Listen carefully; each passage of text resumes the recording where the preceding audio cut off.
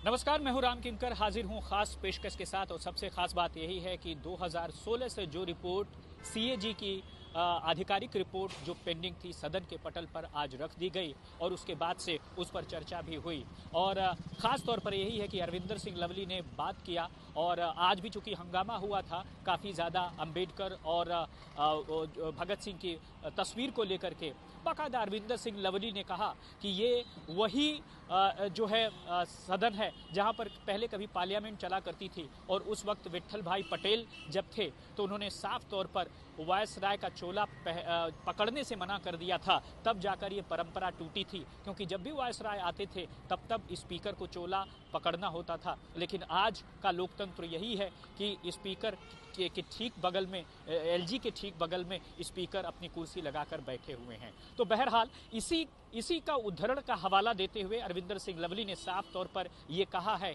कि ये वही लोग हैं जो बाबा साहब के संविधान को नहीं मानते। क्योंकि संविधान में साफ तौर पर कहा गया है कि जो संवैधानिक रूप से जो टेबल होगी रिपोर्ट सीएजी की, वह सदन में होनी चाहिए। लेकिन इस चीज़ को देखिए, इतना ज़्यादा लंबा समय लग गया और इस स्थिति को एक्स्ट्रा ऑर्डिनरी बताया। क्योंकि अमूमन जो नियम है वो ये कहता है कि पीएसी में ज़रूर चर्चा होती है, इस पर डिस्कशन होता है। और इस बार जो सीएजी रिपोर्ट पेश की गई वो बिना पीएसी के डिस्कशन के ही विधानसभा के पटल पर रखी गई। और ऐसा इसलिए हुआ क्योंकि यह एक जो है एक्स्ट्रा ऑर्डिनरी सिचुएशन थी, ऐसा खुद साफ तौर पर लवली ने सदन के अंदर दावा किया। लेकिन महज 10 पॉइंट के अंदर आप खास तौर पर समझेंगे कि सीएजी की रिपोर्ट में, ऑडिटर जनरल की रिपोर्ट में क्या कुछ रहा, तो साफ है तकरीबन 2000 करोड़ का, यानी आधिकारिक तौर पर जो आंकड़ा है वो है 2000 करोड़ का नुकसान हुआ सरकार को, पब्लिक एक्सचेकर को घाटा हुआ। और पहले किसी को एक लाइसेंस मिलता था पुरानी शराब नीति के तहत, लेकिन इस नई शराब नीति के तहत किसी एक शख्स को 2 दर्जन से ज़्यादा लाइसेंस मिल सकता था। तो एक बड़ी खामी उजागर की सीएजी की रिपोर्ट में। दूसरी सबसे बात कही गई, तकरीबन 60% जो शराब की बिक्री है वो 4 सरकारी कॉरपोरेशन करते थे।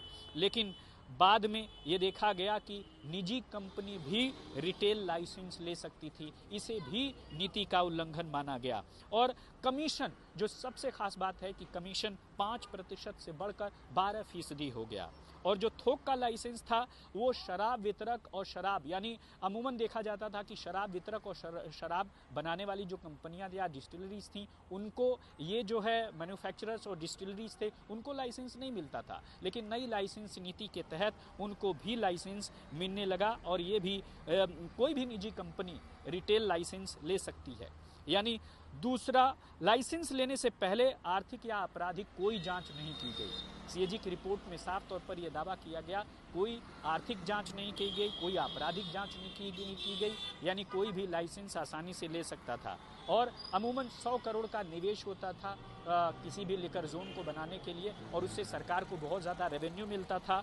बावजूद इसके नई पॉलिसी में इस जो निवेश है उसको ख़त्म कर दिया गया।